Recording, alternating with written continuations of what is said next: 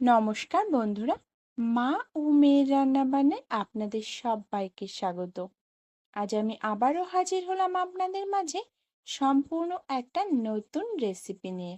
আজ শেয়ার করব পাঁপড়ের ডালনা। চলুন তবে দেখে নিই কি কি লাগছে। নিয়ে নিয়েছি এখানে গোটা জিরে, আদা, গোটা ধনে আর কয়েকটা কাঁচা লঙ্কা আর টমেটো।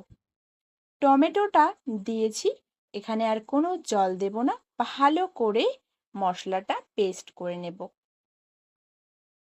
আপনারা এখানে গুঁড়ো মশলাও ব্যবহার করতে পারেন চাইলে। এবার পাঁপড়গুলো ভেজে নিচ্ছি।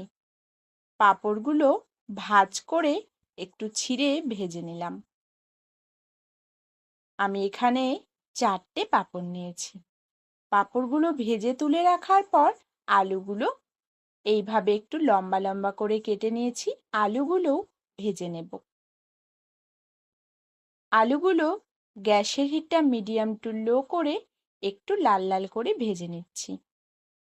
এরই মাঝে বলে রাখি, আপনারা যদি আমার চ্যানেলে নতুন বন্ধু হয়ে থাকেন তাহলে প্লিজ চ্যানেলটি সাবস্ক্রাইব করে আমার পাশে থাকবেন।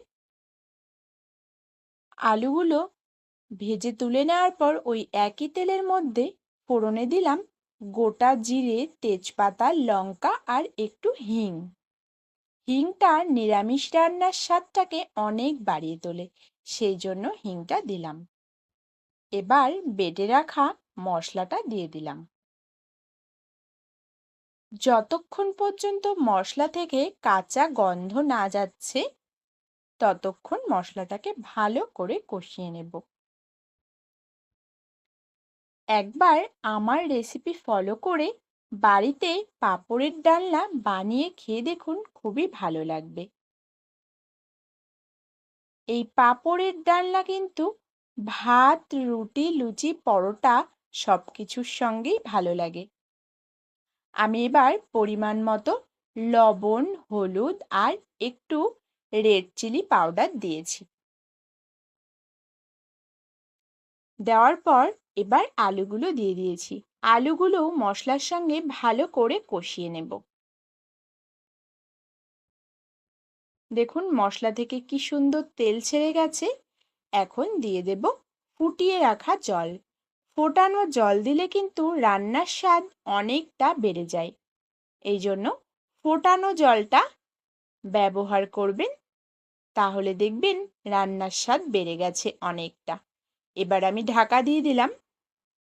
আলুগুলো সেদ্ধ হয়ে যাবে ভালো করে আর ঝোলটাও সুন্দর করে ফুটে উঠবে। আলুগুলো মোটামুটি গলে এসছে, আর একটু গলবে, আবারও ঢাকা দিয়ে দিচ্ছি।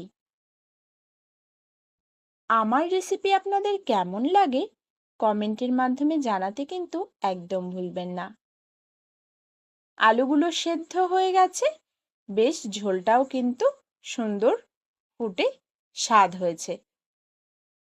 আমি এখানে দিয়ে দিলাম একটু চিনি আর ভাজা জিরের গুঁড়ো আর একটুখানি ঘি। এবারে গ্যাসটা অফ করে পাঁপড়গুলো দিয়ে দিচ্ছি। পাঁপড়গুলো দেওয়ার পর কিন্তু একদম জাল করা যাবে না, তাহলে পাঁপড়গুলো খুব নরম হয়ে যাবে। পাঁপড়ের ফ্লেভারটা যাতে ঝোলের মধ্যে ভালো করে যায় সেই জন্য পাঁপড়টা দিয়ে একটু ঢাকা দেওয়ার পর নামিয়ে নেব। আজ এই পর্যন্ত, ধন্যবাদ।